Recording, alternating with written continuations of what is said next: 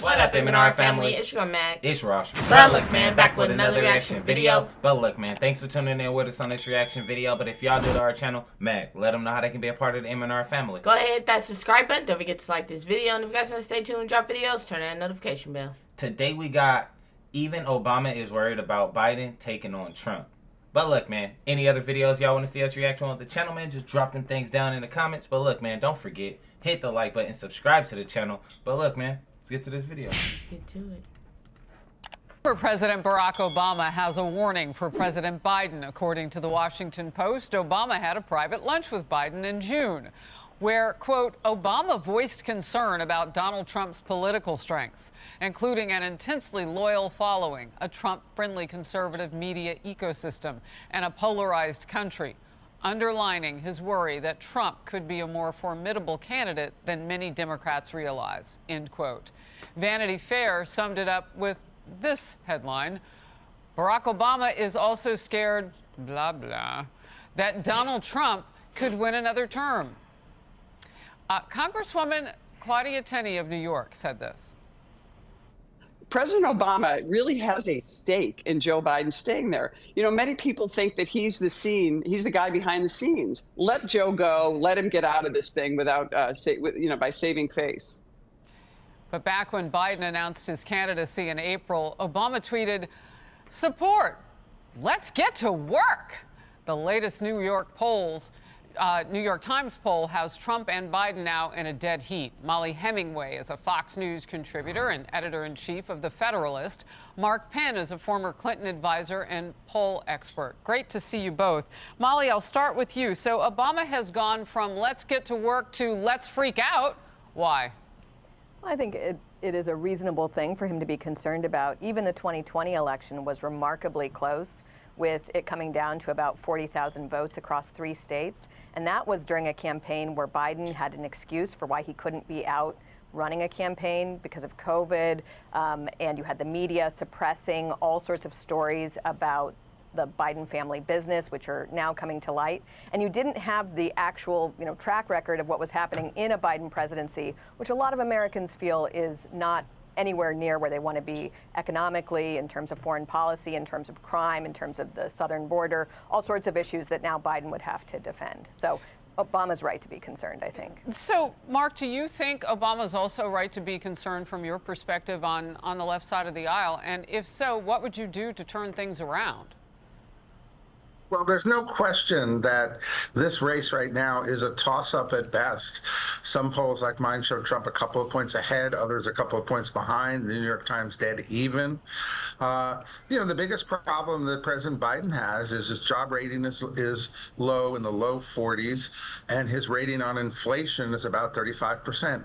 So what does President Biden need to come back and have a lead instead of a toss-up? A better economy.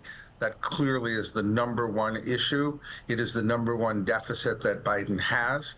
He's got to both, I think, move somewhat more to the center to get moderate voters. Look at that huge undecided in this race, even though both candidates are universally known.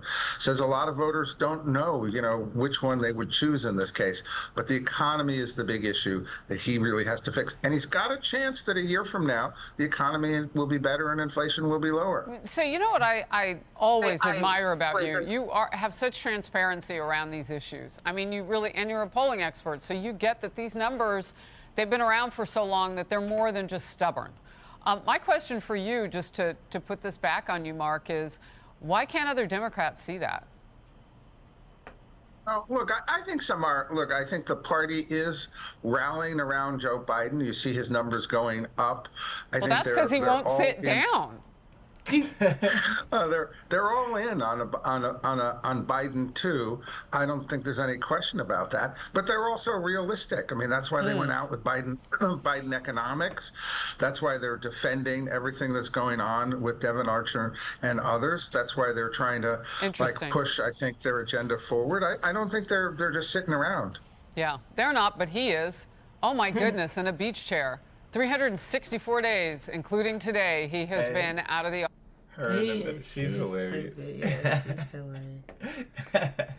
Hey, sound like Obama's turning on Biden. Right. In a beach chair. 364 days, including today, he has been out of the office and loves to go to the beach. I like the beach too. Okay, mark your calendars. The first GOP debate is 20 days away, and former Vice President Mike Pence still has not yet made the cut. He says he's confident, though, he will be on that stage. I think it'll be about the next week to 10 days that we'll have that support. We've been averaging about 1,000 contributions a day. It was stronger, frankly, over the weekend. Former President Trump has qualified, but still has not committed to showing up. Governor DeSantis, his closest rival in the polls, joined the Faulkner Focus yesterday and sounded very confident. I don't think anyone's running on our side that's had as much political success as me. We'll continue to be successful in this campaign. Molly.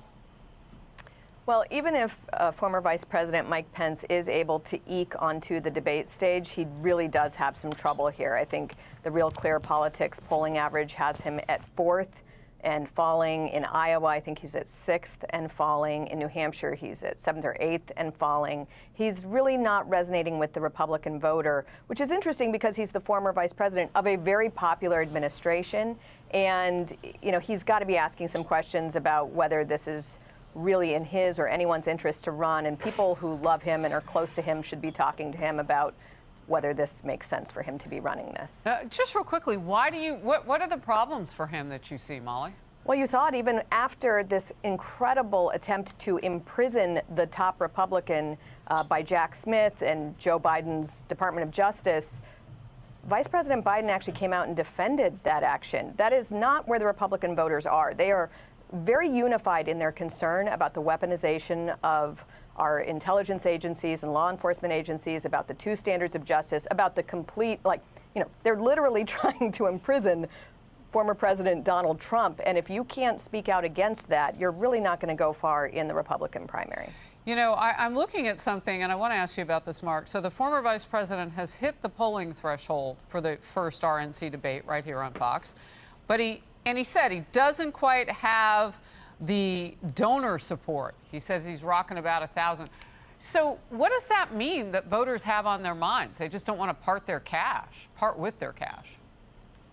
Well, it means that he doesn't really have the kind of grassroots level support that he would really need. Look, if you get an opportunity to be vice president for 4 years and you don't have a real base in the Republican Party, his candidacy at this point is on obvious life support. It doesn't realistically have the kind of base that he should have been able to build up, but didn't. So look, I think when I look at the numbers here, this Ramaswamy move is really incredible, putting him in there with DeSantis and Scott as the candidates with a realistic constituency at this point. All right. Unfortunately, I have to let you both go. I want to keep you, though. Thank you very much. Good to see you. The first Republican debate will be right here on Fox News, hosted by our own Bret Baier and Martha McCallum, live from Milwaukee, Wisconsin. So gorgeous in the summer there. Just a few weeks away, August 23rd. Hey, everyone. Wonder who's going to be president. Huh? First Republican debate. Man. Wonder who's going to win. I wonder who's going to win, too. This is crazy. But look, man, let us know what y'all think. Let us know how y'all feel about this. But look, man, any other videos y'all want to see us react to on the channel, drop them things down in the comments. But look, man, don't forget, hit the like button, Subscribe to the channel. But look, man, we catch y'all on the next video.